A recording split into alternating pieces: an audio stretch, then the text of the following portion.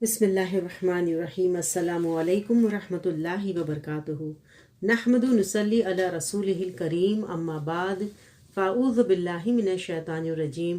بسم اللہ الرحمن الرحیم۔ ربی زدنی علما، رب اشرح لی صدری ویسر لی امری واحلل عقدۃ من لسانی یفقہوا قولی۔ جنت کا بیان۔ آج کا ہمارا باب ہے کسی متعین شخص کے بارے میں جنتی ہونے کا حکم لگانا جائز نہیں۔ کسی شخص کے بارے میں قطعی جنتی کا حکم لگانا جائز نہیں۔ کسی شخص کے قطعی جنتی یا جہنمی ہونے کا علم صرف اللہ تعالیٰ کو ہے۔ حضرت ام العلا انصاریہ نبی اکرم صلی اللہ علیہ وسلم کی بیعت کرنے والی خواتین میں سے تھیں۔ کہتی ہیں کہ قرہ ڈال کر مہاجرین کو انصار میں تقسیم کیا گیا تو ہمارے حصے میں حضرت عثمان بن مظعون آئے۔ ہم نے انہیں اپنے گھر میں ٹھہرایا، پھر وہ اس بیماری میں مبتلا ہوئے جس میں فوت ہوئے۔ فوت ہونے کے بعد انہیں غسل دیا گیا، کفن پہنایا گیا۔ رسول اکرم صلی اللہ علیہ وسلم تشریف لائے تو میں نے کہا، اے ابو سعید، حضرت عثمان بن مظعون کی کنیت تجھ پر اللہ کی رحمت ہے۔ میں تیرے حق میں گواہی دیتی ہوں کہ اللہ نے تجھے عزت بخشی۔ رسول اکرم صلی اللہ علیہ وسلم نے فرمایا، ام العلا، تجھے کیسے معلوم ہوا اللہ نے اس کو عزت دی ہے؟ میں نے عرض کیا، یا رسول اللہ صلی اللہ علیہ وسلم، میرے ماں باپ آپ پر قربان، پھر اللہ تعالیٰ کس کو عزت دے گا؟ آپ نے ارشاد فرمایا، بے شک عثمان کو موت آ گئی اور اللہ کی قسم میں بھی اس کے لیے اللہ سے خیر اور بھلائی کی امید رکھتا ہوں، لیکن اللہ کی قسم میں نہیں جانتا کہ قیامت کے روز میرا کیا حال ہوگا، حالانکہ میں اللہ کا رسول ہوں۔ حضرت ام العلا کہتی ہیں کہ اللہ کی قسم اس کے بعد میں نے کبھی کسی کو گناہ سے پاک نہیں کہا۔ اسے بخاری نے روایت کیا ہے۔ وضاحت۔ جن صحابہ کرام کے نام لے کر آپ صلی اللہ علیہ وسلم نے جنت کی بشارت دی ہے انہیں جنتی کہنا جائز ہے۔ نمبر 2، اپنے بارے میں رسول اللہ صلی اللہ علیہ وسلم نے جو بات ارشاد فرمائی وہ اللہ تعالیٰ کی عظمت، کبریائی، استغنا اور جلال کے پیش نظر فرمائی، جس کا اظہار دوسری حدیث میں یوں فرمایا کہ کوئی شخص اپنے اعمال سے جنت میں نہیں جائے گا۔ عرض کیا گیا، یا رسول اللہ صلی اللہ علیہ وسلم، کیا آپ بھی؟ فرمایا، ہاں میں بھی، الا یہ کہ میرا رب اپنی رحمت سے مجھے ڈھانپ دے۔ مسلم۔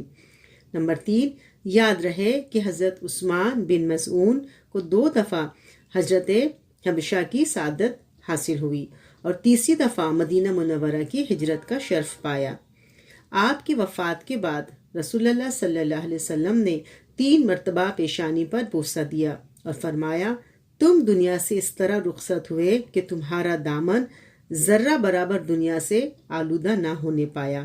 اس کے باوجود آپ صلی اللہ علیہ وسلم نے ان کے قطعی جنتی ہونے کا حکم لگانے والی خاتون کو ٹوک دیا۔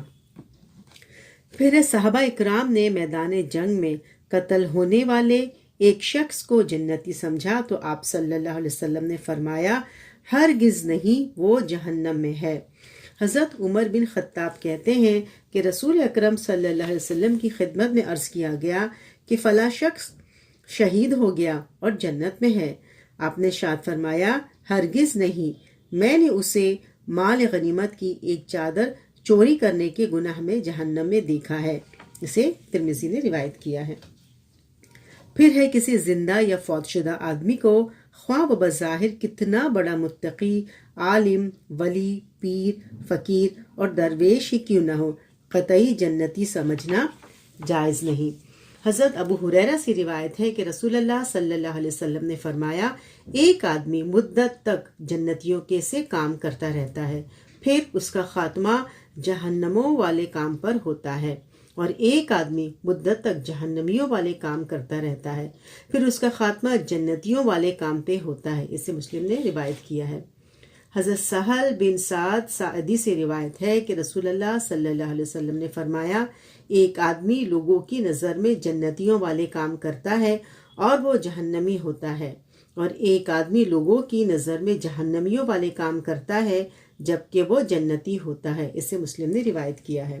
وضاحت: ویسے تو اولیاء اللہ کی قبروں اور مزاروں پر نظریں نیازیں دینا اور چڑھاوے چڑھانا شرک اکبر ہے ہی، لیکن مذکورہ احادیث کی روشنی میں ایک لا حاصل، بیکار اور بے فائدہ عمل بھی ہے۔ اسی لیے کہ کسی بھی فوت شدہ آدمی کے بارے میں اللہ کے سوا کسی کو علم نہیں کہ قبر میں وہ آرام کی نیند سو رہا ہے یا اللہ کے عذاب میں گرفتار ہے۔ پھر ہے جنت میں بیتے دنوں کی یادیں، پرانے ساتھی کی یاد اور اس سے ملاقات کا عبرت انگیز منظر۔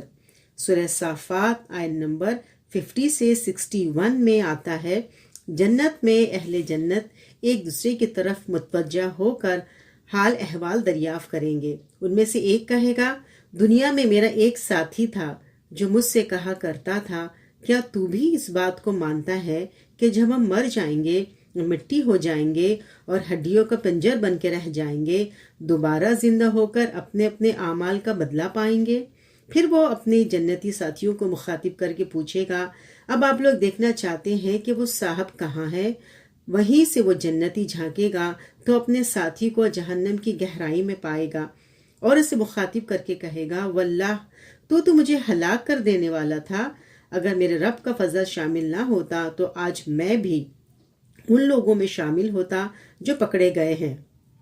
پھر وہ جنتی اپنے دوستوں سے مخاطب ہو کر اپنی مسرت اور خوشی کا اظہار ان الفاظ میں کرے گا: اچھا تو یہ صحیح ہے نا کہ اب ہمیں جنت میں موت نہیں آئے گی؟